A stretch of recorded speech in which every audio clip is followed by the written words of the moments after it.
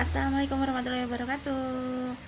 Baik, uh, berdasarkan hasil diskusi kemarin teman-teman dengan teman-teman ibu guru dan bapak guru, ini ada beberapa pertanyaan yang akan coba saya jawab. Yang pertama adalah, apakah pembelajaran sains pada tema benda langit mampu dilakukan, mengingat benda tersebut tidak mampu dijumpai secara langsung dan lembaga tersebut belum mampu membeli alat peraganya? Jawabannya mampu. Apakah kemudian lembaga yang tidak mampu membeli alat peraganya itu masih mampu untuk melakukan pembelajaran tentang benda langit? Banget, bisa sekali. Kenapa? Karena kalau kita tidak mampu membeli alat-alatnya, kita bisa membuat sendiri. Jadi ketika kita mau mengajarkan apa itu planet, kita bisa membuat dari styrofoam atau bisa membuat dari bubur kertas, atau bahkan kita bisa menggunakan bola gitu. Jadi banyak benda yang bisa kita pakai, yang bisa kita gunakan untuk mewakili atau untuk menggambarkan apa yang mau kita jelaskan. Tuh, jadi kita bisa membuat alat peraga sendiri. Semuanya tergantung pada kreativitas guru. Nah, di sini dituntutnya ketika kita mendapatkan penghalang atau mendapatkan satu hambatan di mana kita kekurangan dana, maka kita bisa berimprovisasi dengan menciptakan alat peraga atau media atau apapun itu yang memanfaatkan apa yang ada di lingkungan sekitar. Jadi tidak ada alasan untuk mengatakan bahwa saya tidak bisa atau kami tidak bisa karena kami kekurangan dana. Nah, baik, itu pertanyaan pertama. Yang kedua adalah, agar pembelajaran sains di PAUD Pandanwangi menyenangkan atau tidak membosankan bagi anak didik, langkah apa saja yang harus kita pendidik lakukan dan sediakan? Mohon penjelasannya. Kemarin sudah kita bahas apa saja yang perlu kita lakukan ketika kita mau mengajarkan sains. Jadi ada rambu-rambunya. Pertama, ikuti dulu rambu-rambunya. Kedua, kita harus paham tentang sains itu apa. Kemarin juga sudah kita sebutkan. Jadi sains itu terdiri dari apa sih? Yang jelas terdiri dari dua hal. Yang pertama adalah produk, yang kedua adalah proses. Ini. Jadi ibu guru harus menyiapkan materinya dulu. Pertama, siapkan materinya dulu. Materi yang bagaimana? Materi yang memungkinkan anak untuk mencoba. Satu, untuk bereksplorasi. Dua, untuk menambahkan motivasi, untuk menambahkan rasa ingin tahunya dia. Jadi dia mampu berproses di dalamnya. Itu. Untuk yang selanjutnya nanti bisa dibaca lagi slide-nya. Kalau ada yang kurang jelas nanti kita diskusi kembali. Itu. Kemudian yang ketiga adalah, apabila ada salah satu peserta didik yang bertanya, Bu, kenapa matahari keluarnya siang hari sedangkan bulan keluarnya malam hari? Apakah pertanyaan tersebut harus dijawab mengenai teori sistem tata surya? Jawabannya tidak dan iya. Nah, kenapa jawabannya iya dan tidak? Jadi anak-anak perlu tahu kenapa matahari itu munculnya siang, kenapa bulan itu munculnya malam. Tapi yang dijelaskan adalah menggunakan logika. Jadi kita kalau sama anak-anak mainnya dengan logika yang masuk akal untuk mereka. Menggunakan apa? Bahasa yang semudah mungkin. Kita harus paham dulu kenapa matahari itu terbitnya siang dan kenapa bulan itu terbitnya malam. Kalau Anda, bu guru aja nggak bisa jawab, apalagi anak. Nah, jadi kita harus berpikir, harus memikirkan kira-kira nanti jawabannya itu seperti apa, menggunakan bahasa anak. Jadi kita menjelaskan tentang sistem tata surya tapi menggunakan bahasa anak yang seperti apa. Kenapa matahari itu terbitnya siang dan malam? Kita bisa menggunakan alat peraga, Ibu. Jadi kita bisa pakai alat peraga, pakai bola besar di tengah, ini adalah bumi, kemudian ada ada center, ini matahari, kemudian ada bola kecil, ini adalah bulan. Yang ini kemudian dijalankan mengelilingi. Kita katakan, kalau yang terkena center ini terang, namanya siang. Kalau yang tidak terkena center ini namanya malam. Kenapa bisa muncul? Karena mereka muter. Makanya gantian. Gitu Ibu penjelasannya yang paling simpel. Itu tidak ada tidak bicara tentang teori, itu bicara tentang sistem orbit tata surya, tapi dalam bahasa yang mudah difahami anak. Yang berikutnya, apakah hanya guru yang terlebih dahulu menguasai sains agar penerapan pembelajaran sains pada anak dapat dilakukan secara maksimal tanpa ada kesalahan? Apa orang tua juga harus menguasai sains?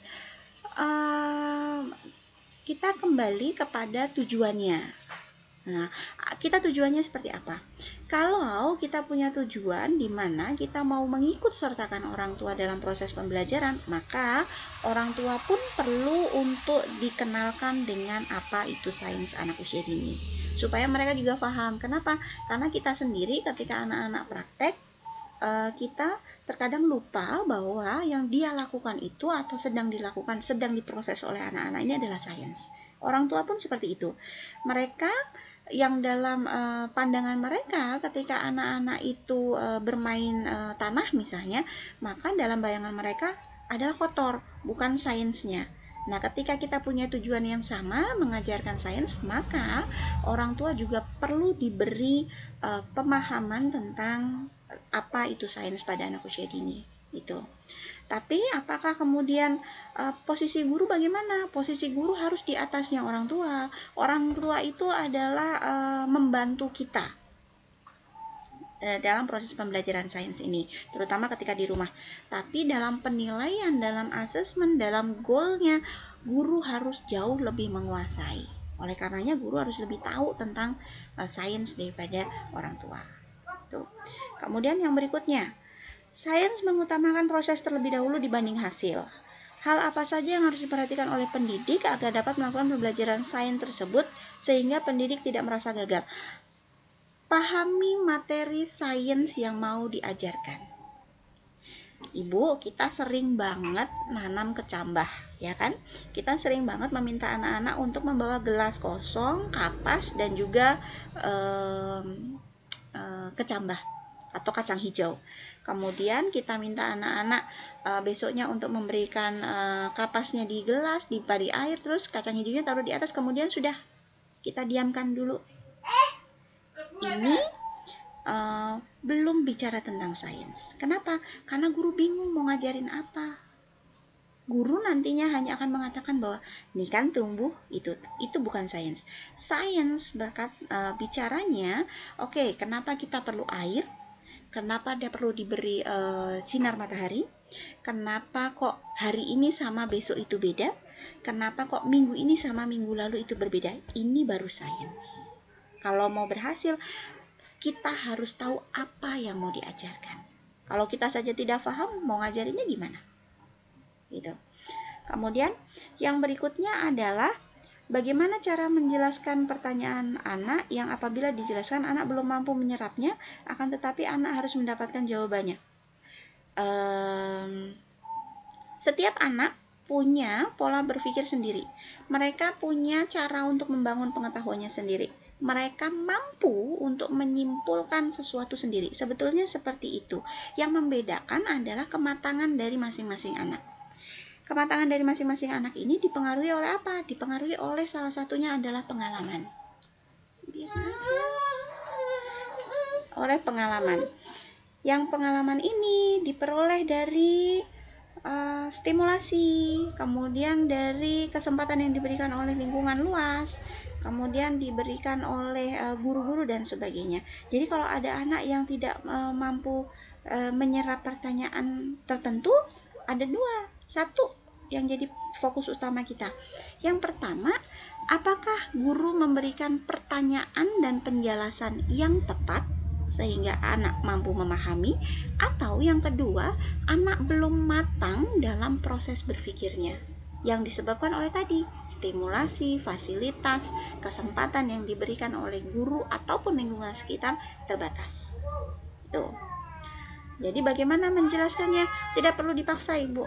Ketika kita ketemu dengan anak kok sulit untuk menjelaskannya, lihat dulu, observasi dulu, ternyata dia posisinya di mana, kemampuan berpikirnya di level mana. Ada anak-anak yang sudah level berpikirnya itu berada pada tahap di mana dia sudah bisa berpikir abstrak. Ada anak-anak yang masih perlu dibantu dengan gambar, dengan contoh dan sebagainya. gitu. Jadi kita harus menyesuaikan dengan anak. Yang ketujuh, jika ada anak bertanya kenapa pensil kalau dicelupkan air terlihat patah, apakah kita sebagai guru harus menjelaskan secara detail tentang teori tersebut? Bagaimana? Karena anak jika belum mendapatkan jawaban yang diinginkan akan selalu bertanya terus. Tadi jawabannya sama seperti pertanyaannya nomor 3 tentang matahari dan bulan. Cara paling mudah, kita kemarin sudah membahas, cara mudah menjelaskan sesuatu yang sifatnya abstrak adalah dengan menggunakan sesuatu yang bersifat konkret. Jadi harus pakai contoh, harus pakai alat peraga. Satu. Kedua, kita menjelaskan menggunakan bahasa anak. Kenapa pensilnya patah? Kalau kita saja tidak paham, bagaimana kita mau menjelaskan ke anak? Jadi Anda atau saya sebagai guru, sebagai pendamping anak harus paham dulu. Kenapa kok pensil itu patah? Baru bisa menjelaskan menggunakan bahasa anak. Yang terakhir adalah, apakah sains juga bisa dijelaskan melalui gambar atau video untuk tema tertentu, misalnya gejala alam? Bisa banget, bisa sekali. Kenapa? Karena anak-anak tadi ketika anak-anak berada pada tahap berpikir secara konkret, mereka butuh bantuan untuk berpikir secara abstrak. Bantuannya bagaimana? Bisa dalam bentuk video, bisa dalam bentuk gambar, bisa dalam bentuk film dan sebagainya, yang mampu untuk memberikan gambaran kepada anak apa yang kita maksud dengan A, apa yang kita maksud dengan B, gitu. Begitu. Itu adalah beberapa pertanyaan. Semoga jawabannya bisa cukup membantu. Jika masih ada yang belum jelas, monggo silahkan, kita akan diskusi kembali. Gitu. Satu contoh tentang bagaimana kita mengajarkan sains yang akan saya berikan kali ini, itu tentang bagaimana terjadinya hujan. Jadi kalau kita menjelaskan hujan, kemudian kita akan jelaskan siklusnya, di mana pertama-tama air akan menguap, kemudian menjadi awan, kemudian awan itu akan naik ke tempat yang lebih tinggi. Setelah lebih tinggi, kemudian dia baru akan menurunkan hujannya. Begitu. Itu adalah teori yang sangat panjang sekali. Anak-anak butuh lama untuk memahaminya. Apa sih yang terjadi dengan hujan? Gitu. Hujan itu terjadi ketika air dipanaskan itu, kemudian dia naik ke atas. Jadi titik-titik airnya, asapnya, nggak kelihatan asapnya, itu naik ke atas, jadi awan.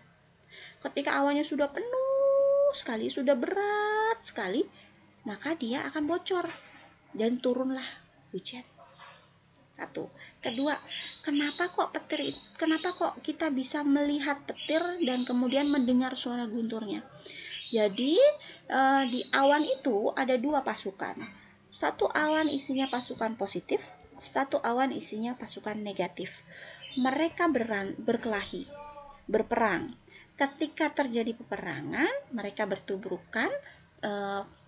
Peperangan yang terjadi ini, tubrukan yang terjadi ini antar pedang positif dan pedang negatif, ini menciptakan kilat. Gitu. Kemudian suaranya, karena saking banyaknya yang berperang, maka terdengarlah suara keras sekali. Ini namanya guntur. Gitu. Itu adalah sains. Melenceng tidak dari teorinya? Tidak. Kenapa? Karena memang awan itu ada positif dan negatif. Dan memang petir dan guntur itu atau gluduk itu terjadi karena terjadinya gesekan antara positif dan negatif. Begitu kita menjelaskan menggunakan bahasa anak yang lebih mudah difahami. Jauh lebih mudah menggunakan bantuan gambar atau video.